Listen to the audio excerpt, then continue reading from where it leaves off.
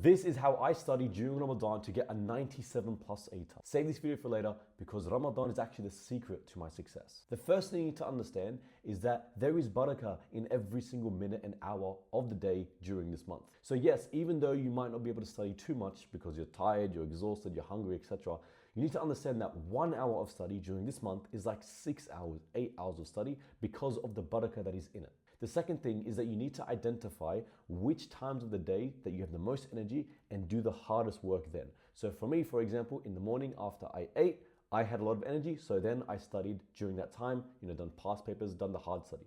When I got home, I was absolutely exhausted, so I didn't study, I napped, and then right before I broke my fast, I had more energy, so I studied. Then after I broke my fast, I had more energy, so I studied harder then.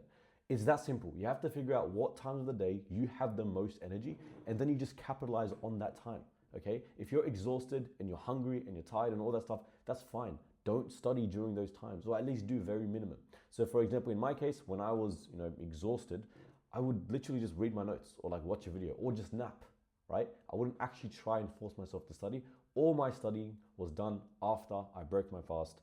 And because that's, I could eat then, I could drink then, and that's what allowed me to stay focused the most. Now, one last thing I will say before I wrap off this video is something that's very important, okay? If you stayed all the way to the end, please write this down. Please listen to what I'm about to say.